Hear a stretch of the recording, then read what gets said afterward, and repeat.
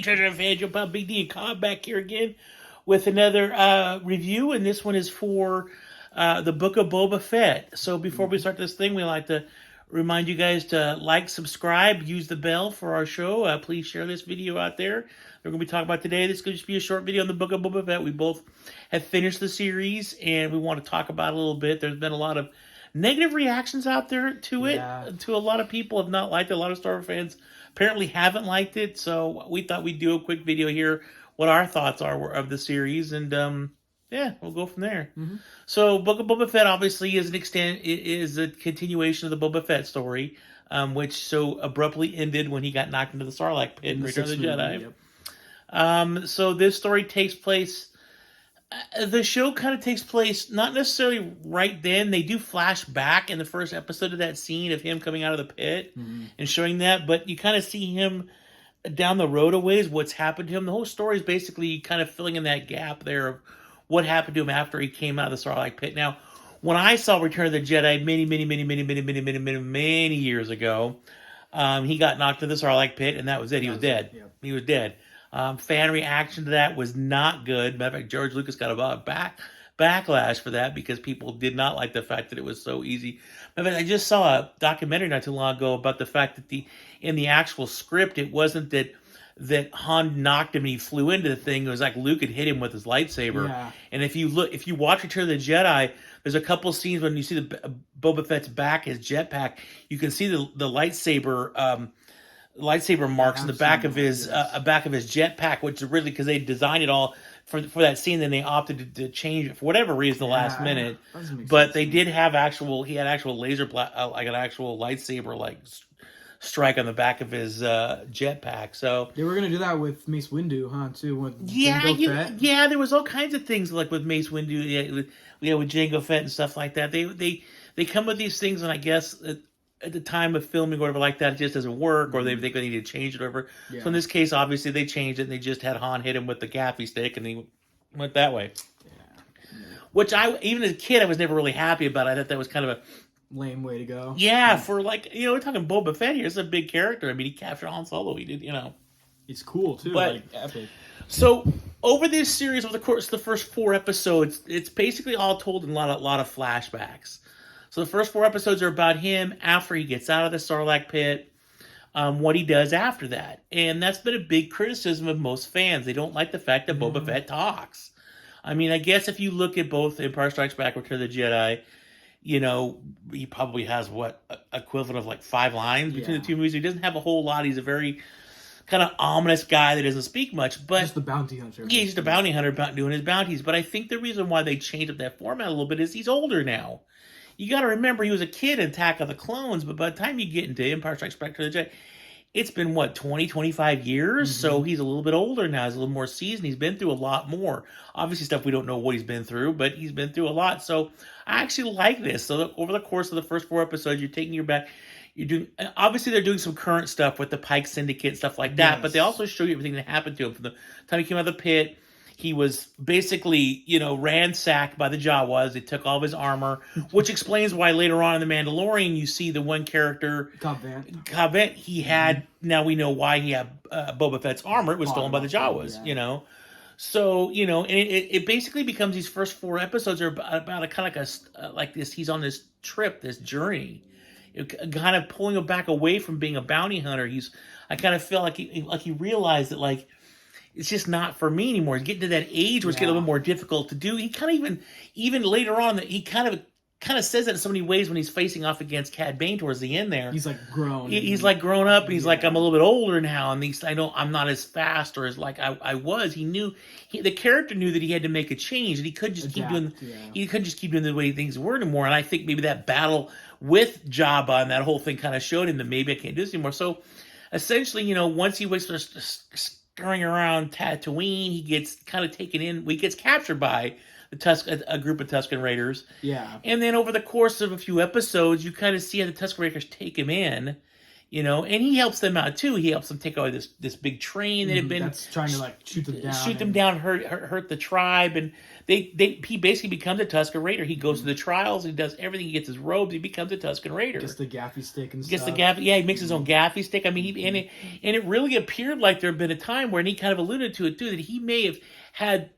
And I gotta preface this. There's gonna be a lot of spoilers. If you've not watched the show, I would say don't watch this review because there's gonna be spoilers everywhere. I forgot to say that. I'm sorry, but I mean, and then he's there, and then the tribe that had taken him in gets killed. Yeah. And so obviously at that point he has to go, what do I want to do next? These people are gone. He thinks it's like these biker gangs. Yeah, he thinks it's a biker gang because the biker gang had taken out that one place that looked like Uncle Brew's place. That one scene, it kind of looked like their moisture farm or whatever. Like, what?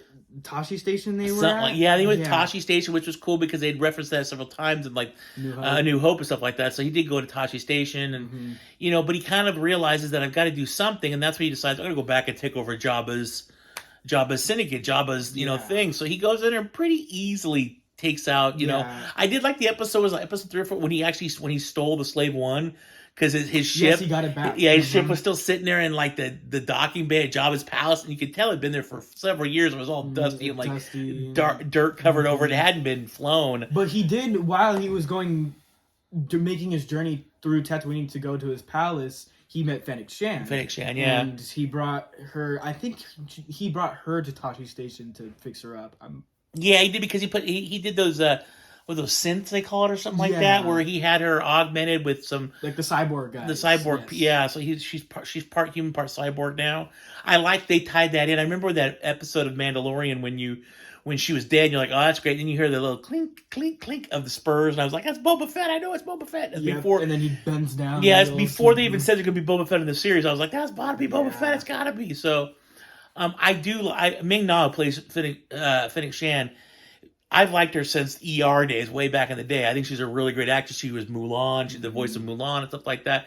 She's a really good actress. I think she's an amazing bounty hunter. I love it. The fact they put these two together is really well. I liked it. You got the flashbacks were all told, and like he's in the back of the tank the whole time. So like, healing. He's healing him from not just the damage to the Sarlacc pit, but the damage he ensued being out there with the Tusken Raiders because it was Mando. Yeah. So it wasn't like he had some issues. So I like that. But so the first 4 episodes kind of takes for that. You get to see him take over the palace. You get to see him what he's kind of doing. He's going back down to Mos Espa, and he's trying to tell everybody, I'm the new kingpin here. You got to bow down to me. Of course, the mayor of that area does not like that, and the Pike Syndicate wants to run spice. They mine this spice from Tatooine to ship it out. He doesn't want to do that anymore. So there's this whole kind of like they kind of tried to play off like it was like a Godfather thing in the beginning. Yes. I think it went away from that towards the end. More to like a Western. Yeah, very much a Western. Very much, especially those last like 3 or 4 episodes were very much a Western. Very, especially that last episode, so straight up Western. So it really kind of got in that Western motif. You'd seen. He captured Jabba's palace and he starts to establish himself. I think the really cool thing was he got himself a new Rancor. Yes. There's that scene when they knock that guy down in the pit and you're like, oh, is there one down there? There's not. No. But you can tell he's like, oh, God, I'm going to die. But yeah, like the bone. Yeah, exactly. Yeah. So no Rancor, but he does get his own Rancor. From the Hutts. Because the Hutts at one point come to Mos Espa and they confront him and he's like, no, this is my area. And they decide to back off. And then they bring him a new Rancor as a gift because they were leaving. Well, they'd sent the Wookiee guy. What was his name? Kratos. Yeah, I can never pronounce his name, but they sent him after Boba Fett to kill Boba Fett. Boba Fett defeats him, and then so as their kind of their pens, they go, here, we're bringing you this. We're sorry we sent that bounty hunter out to get you. Have a new Rancor. He was going to send, and they sent him too to kill him, because he failed basically. Exactly. So, which is funny because then that guy ends up becoming a friend with Boba Fett and ends up being on Boba Fett's team at the end of the season. I think a lot of people complain about the series. They didn't like that Boba Fett talked. They didn't think that Boba Fett was a bounty hunter. Had issues, but then comes along Episode 5. Now, Episode 5 had nothing to do with Boba Fett whatsoever. Episode 5 was all Mando. Din Djarin. The whole episode was about him. Now that he has the dark saber, which we learned about in the last episode of season 2 of The Mandalorian, where he was episode 4 actually. It was episode 5. It wasn't. Yeah, 5 because 5, 6, and 7. Because 5 was when he went. When we met Mando. 6 is when we saw Mando go to the island, go to that planet to meet Luke and Grogu. So that was that whole episode, and then the last episode was the one where one with where they fought the Pike Syndicate in the streets, stuff like that with Cad Bane, because that was the cool thing. So I mean, you episode 5, you see it's all Mando. Yeah. It's all Mando. Mando's learning how to use the Darksaber. Mando takes his takes that spear he got, the Beskar spear, and has that reduced down to chainmail armor for Grogu, because Grogu's a foundling. He thinks of Grogu as a foundling. He wants Grogu to become a Mandalorian.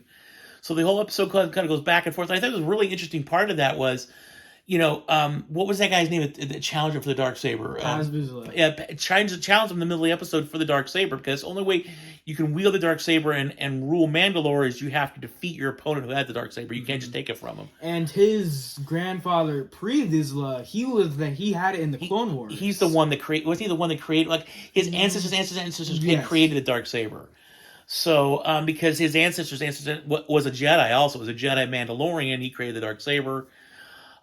So you go through that whole thing, and they challenge each other. And he tried to beat He tries to beat Mando. Of course, Mando beats him, but Mando has to learn how to use this sword that you learn is very heavy and very hard to wield until you're able to give up your fighting for it. Until you're able to give up the frustration, just let it go, let your feelings go, obviously like what Jedi does. So he's having difficulty with it, but then he takes that spear, makes the armorer gives it to him because he wants to give it to Grogu. Yeah. But then the armorer asks him at the end, have you ever removed your helmet? Now, the first time she asked him this back in season 1 of The Mandalorian, he's like, nope, never done it. Yeah. Of course, we all know if you've seen The Mandalorian season 1 and season 2, he took it off a couple of times. He took it off that time. The droid. And then he took it off at the very end of season 2 when Grogu wanted to see his face, he took it off. So he had to admit, I've taken it off. Now she says he's down to Mandalore, but yet he is kind of the rightful heir to the Mandalorian throne on Mandalore because he has the black saber, the dark saber. So kind of a weird thing there, and he decides at the end of the episode that he wants to find Grogu and give him this armor and stuff like that. So he goes back to Tatooine because he needs a new ship. Obviously, Razor Crest is destroyed. He got no new ship, and he goes back to Tatooine and meets up. I always forget her name. I forget her name. But he meets up with the lady of Mando. That she's been in several episodes. The Hangar Bay. Which the Hangar Bay has been theoried to be the same Hangar Bay that Han Solo left his Falcon in. I just heard that one. It was the same Hangar Bay. I just heard that theory the other day. Which I would not be surprised. Yeah, I wouldn't be either. So essentially, she brings him to this room, and he's like, I need a new Razor Crest. She's like, I don't have a Razor Crest, but I have this. And ends up being a Naboo starfighter. Yes, which I thought was pretty cool. I thought that was really neat. Now, it's obviously scrapped down, and of course, the rest of that episode, they're putting it back together, stuff like that. I thought it was really neat. They really foreshadowed what was going to happen in the show, because where the droid usually goes, they cap that off and put a dome over it. Like a plastic dome, like a shield, but a windshield over it. Obviously, Grogu was going to go in that spot. They added some cool features to that ship that allows it to go into like super light speed without actually going.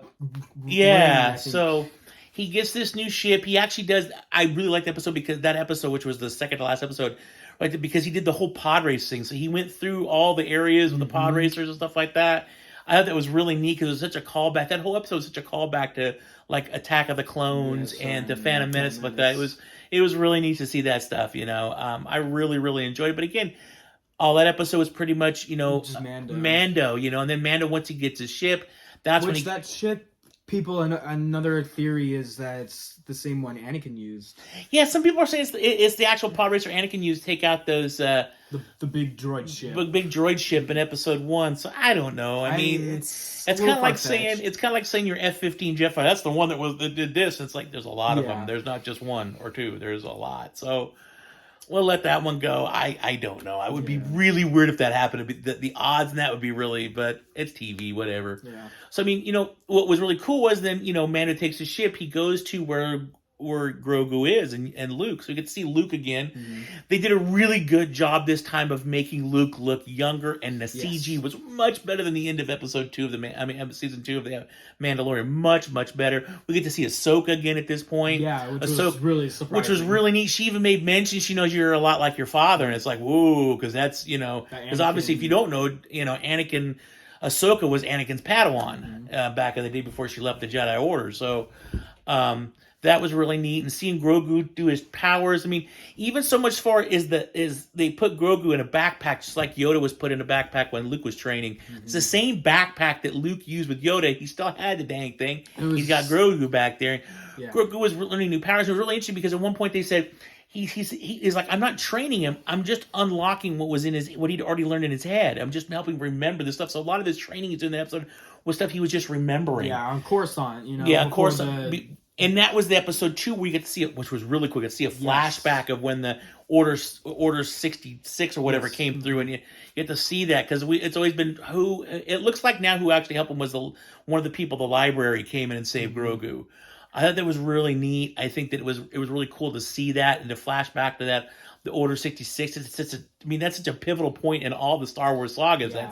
Everything seems to be going okay, and then he goes issue Order 66, and it all goes to hell after that. So here they are. They're thinking they're about to end this war, finally end this clone war, and kind of bring all this up to a halt. And it's like, nah, we haven't even started yet. So I like that. You get to see more about Grogu, more about this. It was cool to see Luke. I'm really glad they're using Luke. Mm-hmm. I'm glad I'm glad they're using Luke. I'm glad they're bringing back these legacy characters, these characters that are. Everybody's favorite. Yeah, they help establish Star Wars for what it is, so I'm glad to see those characters back. Now, I did get through we haven't talked about the final episode yet. Mm-hmm. I did get through a loop. I did hear, and I saw an interview with Harrison Ford that said he'd filmed a couple scenes for one of the shows coming up. I assumed, and most people assumed, it was for Book of Boba Fett. It wasn't, and the reason why I assumed that was the timing of when he filmed it, because he took a couple of days off from filming the new Indiana Jones movie to fly over to England or whatever. I think they may be filming in the same place. I don't know. Yeah. And he filmed a couple scenes. I assumed it would be Boba Fett because they have a history. Mm-hmm. Boba Fett, they have a big history between each other. Matter of fact, at one point, you hear the way Han hears Boba Fett. He's like, Boba Fett. He's like scared. Mm-hmm. So they have a history, but honestly, I guess I could see what happened. I'm thinking now that maybe he may pop up, because he could still pop up in Obi-Wan, because he's alive then. He could obviously pop up in the new season of Mandalorian, which is probably what he'll pop up in the new season of Mandalorian, because the Mandalorian is the most popular thing right now. Yeah. So although they did the new stats came out, the final episode of Book of Boba Fett is now the most watched episode of any of the shows on Disney Plus. Really? But you got to understand. So you get to the final episode, right? The second to last episode, they introduced Cad Bane, which is a character that we've never seen in live action before. We've seen him in the Clone Wars. He's been in a bunch of books. We've never seen him in live action before, which I was totally... I saw it too, and he's in the background. Mm-hmm, you can see him walking up. I'm like, that's Cad Bane. It's got to be Cad Bane. Who else? And they got the Western motif going. He's very Western with the hat and everything already. So I'm like, it's got to be Cad Bane. He walked up, it's Cad Bane. For a sec, I thought it was Darth Maul, because he had like the hood on. And then I saw the cowboy hat. I was like, okay, yep. Yeah. So that was really cool. They added a new character, and they're a really big character that's pretty big in a lot of the Star Wars universe. Yeah, the Clone Wars. He's huge. So that was awesome. So we got that. He obviously took out the Cobb Vanth, because Mando had just worked out a deal for them to come and help fight against the Pike Syndicate, the people that now they're calling Freedomville, I think they're calling it now, or something like that. Freetown. Now they're calling it Freetown. Yeah. So and it's building all up to this stuff, and it gets to the point where the final episode of the season, there's this at the end of the second to last episode, there's a massive explosion at this one at the main kind of bar there, or place everybody mingles at Mos Espa. The last episode, Boba Fett and Finn and Shan go in, then they're stuck because they get into this place, and then all of a sudden, like the Pikes people all surround them. That's when all of a sudden you see Cad Bane pop back up. Cad Bane then tells him, "Oh, it wasn't those random biker guys that killed your Tatooine friends. It was the Pike Syndicate that killed them because they were trying to get you out." So that was a big revelation. It was like, ooh, he killed those people for no reason. It was the Pike Syndicate, Which I thought it was, what's his name? Cad Bane. I thought he killed them. I thought he did too. Mm-hmm. I really thought he did too. And then this battle starts, which I thought was really cool because both the Mandos had on their jetpacks or flying around shooting and stuff like that was really cool.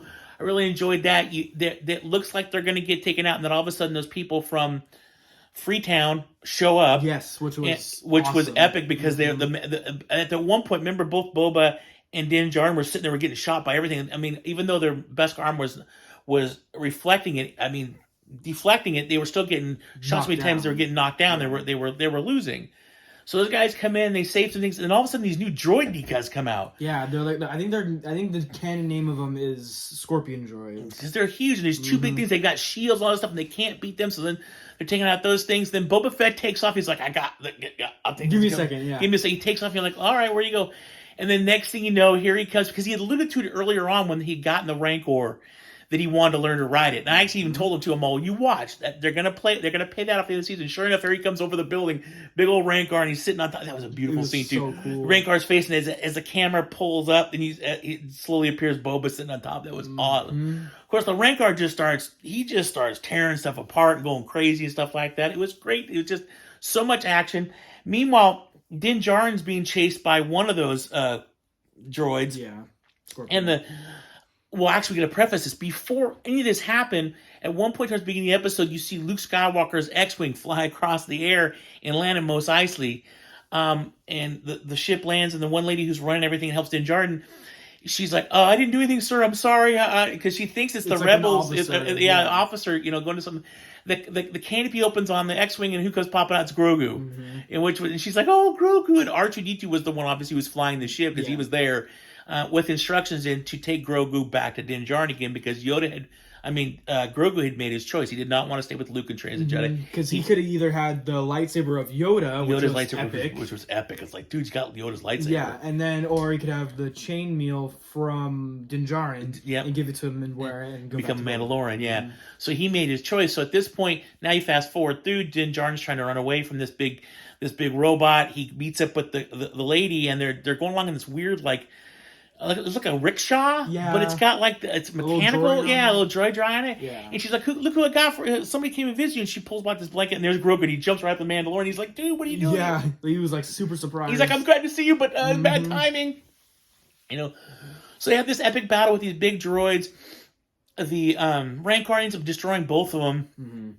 Just rips them apart. And then the Rancor's going crazy, and then you got little Grogu sitting there calming them down. And he calms them all down, and they both go to sleep next to each other. Really cute little scene. So cute, it was a very neat little scene. It was really funny. And then there you go. Boba Fett has destroyed actually, with all that happened, to destroy those. Meanwhile, you didn't see Fennec Shan for the majority of the episode. She took off, and you're like, where's going? And all of a sudden, the leader of the Pike Syndicate, the mayor of Mos Espa, are sitting there in this room with a couple of their guards. All of a sudden, choo, choo, choo, choo, choo, choo, choo. And the mayor gets hung up in the air and killed, and then the leader of the Pike Syndicate gets killed. And it was Fennec Shan the whole time. She took them all out. So I like that. It was they won the battle, they won the war. At the end, they kind of go, "What are we kind of doing here?" And Boba Fett's like, "I'm not really sure anymore."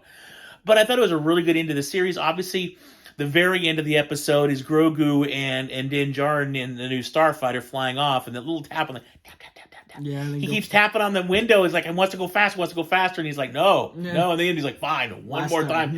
And they take off. They go super fast. He's like falling back in the seat, giggling and stuff like that. It was really good. I really enjoyed this season. If I was to have one critique about it, I wish it was a couple episodes longer. I would like to know a little bit more. I think a little bit more. And not just Mando in some of the episodes. Yeah, I think that was part of the problem that I had with the series. Was, don't get me wrong, I love Mandalorian and everything else. There was a couple episodes where Boba, one episode Boba wasn't in it at all. Then the next episode Boba was in it for 5 minutes at the end of the episode. It had no lines. So I think that to me was a little bit of a detractor because you want to see the show's called Book of Boba Fett. It's not called The Mandalorians or anything like that. Yeah. So to take him out for a couple episodes, I understand. Now I do understand that even in the Mandalorian TV show, obviously Boba Fett got screen time on there too, quite a bit of screen time for a couple episods, but still, it still had more. Din Djarin was still in every episode, whereas this it completely took him out of it. So that was a little disjarring to me. I think you're starting to tell what I thought was a really good story about his backstory, how he decided the bounty hunting is not the thing for him anymore. That he's kind of getting a little bit older, a little more seasoned, so he's got to try to do something else. And then they did that, and then they kind of just stopped it. So it was like, okay. I do like the new Wookiee guy, the new Chris. I can never say his name. Yeah, I really like that character. I think he got shot so many times. He just kept going. He kept getting shot during that last battle. Bam, bam, over, and he just kept going. Yeah, it was. It's good to just see a Wookiee in general. You know, but it was like a weird hybrid Wookiee, like a wolf. Yeah, I know. I know. Had these glows. But he'd been in because the backstory of this character was he came from the comic books, I believe, and in the his backstory was. He was like a slave for a long time and did like kind of like the gladiator games, you know. So he's like one of the top gladiators. He was always beating everybody. So, just this. I'm hoping this season 2. I haven't seen anything yet. At least I haven't read it. At the time of filming this video, I haven't seen anything yet in regards to them doing a season 2. There's a lot of rumors. There's been talk about it. There's been a lot of talk about it, but I haven't necessarily seen anything for season 2 yet. Although I don't count it out because the whole thing behind all this is because that they're saying somewhere around beginning of May, mid to May. Obviously the Obi-Wan Kenobi series. Then right after that is supposed to be the Cassian Andor series. Yep. And somewhere in there's going to be the next season. Was it Clone Wars or whatever? Bad Batch. Mm-hmm. And then towards the end of the year, we're supposed to get the season 3 of Mandalorian. So there's a lot of stuff coming. Yes. But obviously they're just starting to set up do the set stuff like that for Ahsoka series because the overall what they want to do is they want to take Boba, Mando, Ahsoka. They want to take these shows and kind of do what they do with the DC a lot, or even with Marvel a lot, where they do this like Avengers movie or Justice League movie, where they're going to do a movie where it'll be all these guys coming together, all to go against Grand Admiral Thrawn, which obviously in Rebels. Episode 6 of season 2, was it episode 5 or 6 of season 2 of Mandalorian, where they talk about that. Ahsoka's like, I need to find him. Yeah. So that's going to be a big thrust of that. So, which should be really interesting. And that's why I think we'll get another season of Mandalorian, because not Mandalorian, but Boba Fett, because I want to establish that a little bit more. Now, my understanding also, too, is, this is a kind of a side note, is that also Mandalorian's only supposed to be 4 seasons, and that's it. So I'm assuming they want to do. They got obviously other shows in the works, other things they want to do. I think there's a show about the Old Republic or something like that. That'd be good. So and even though Mandalorian may end, it's not that he won't pop up in the other shows. He will. This is a character just like Grogu. These two characters are so popular at this point, they're not just going to go, "Oh, you're over with," and walk away. You're never going to see the end of those characters. Just like we'll never see the end of Boba Fett. Boba Fett's Luke or any of these characters, And I'm really hoping for more. Obviously, there's some people they can't bring back anymore because they're no longer with us. But as many of the characters they can, it just brings so much more life to the show when they bring in these other characters you've loved to go, oh, look at their interacting.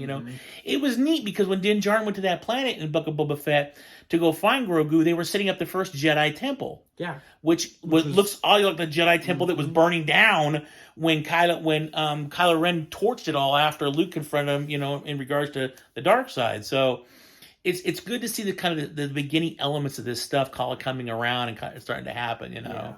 So I liked Boba Fett. I thought it was a really good show. I thought it had a lot of really good things to it. I liked that the character. I like those shows where the character doesn't do the same thing, where the character kind of grows and realizes that I'm 50. I'm not doing the same stuff I was doing 25 years ago. I'm not. I don't have a lot of what's in me anymore to do the stuff I was doing when I was that age anymore. I'm also a lot more seasoned. I've got a lot more knowledge than I do now. Some of those things, I was dumb. I should have never done that. But when you're younger, you have a tendency to do a lot more. So this makes sense to me. As you get older, you change drastically. You don't stay the same. So that would be the same thing for his character too. At some point, you're not going to be able to bounty hunt anymore because there's always going to be somebody better. And look at that scene. When he stands off against Cad Bane, and Cad Bane still beat him. Yes. Cad Bane still beat him. Shot him first. If it wasn't for that gaffy stick and that weird moment there, Cad Bane had him. Mm-hmm. Cad Bane had him. So, and he even mentions, he's like, you're getting a lot older. He's like, yeah, I know. I'm getting a lot older. I'm not as quick as I used to be anymore. Mm-hmm. And that's a realization because we're not always going to be as fast. We're always going to be as quick. We're always going to... But he had the armor. Thank God he had the armor. Otherwise, he wouldn't, He would have been dead, shot down. So, I would give this show a solid 8.5 out of 10. Mm-hmm. There's a couple issues they could have done differently, but I really, really enjoyed the show. I'm really hoping for a season 2. That scene when he took the slave one, it's like over the Sarlacc pit. Yeah. Because he wants his dang armor because he thinks his armor's still... Because at one point he didn't realize that the Jawas had stolen his armor. He thought that the Sarlacc pit still had his armor. Yes. So at one point he's like got the slave one hovering over the Sarlacc pit, shoots the sonic bomb and it's gone. Yeah, so he got his revenge on that. But that was neat because even when he went to the Sarlacc pit, they had all the stuff from the Jabba's sail barge still laying around, all scattered throughout the desert, stuff like that, where that battle happened. Yeah, it was a lot of fun. He'd been in the Sarlacc pit for a while, and I think it was really interesting that first episode that they did. Because there's a digestive enzyme in there that would just eat away its person over thousands of years, apparently. And because he had his Beskar on, it saved him. And that was cool because he couldn't breathe. And he found that trooper and pulled the trooper's mask and took the hose off there and stuck it up in there so he could breathe. Yeah, that was really neat because that trooper had been there for a while too because you could see part of the armor was all melting away and stuff like that. So I really thought that was there was a lot of weird. detail. Like, how did he get in there? Like, must have just walked in. You gotta wonder because there was no stormtroopers on the job as sail barge when that was going on. So somehow some dumb trooper walked on. Hey, oh, there he went. And then see the giant hole in front of him. I mean, the helmet. I know. So you gotta wonder how he got in there. But somehow, some way, somebody must have tossed him in there or something like that. Who knows? Yeah. Maybe he was tossed in there because like a rebel had killed him and they wanted to hide him, so they chucked him in the truck. Something like that. Who knows? But really good show. Both of us highly recommend you watch it. Mm-hmm. You'll definitely thoroughly enjoy it. I think it's really good. So that is our review of Book of Boba Fett Season 1. Hopefully there will be a Season 2. Thank you all for watching. We really, really appreciate it. Please take care. Always keep playing because you never know what you're going to find. And as always, live long and prosper. Bye.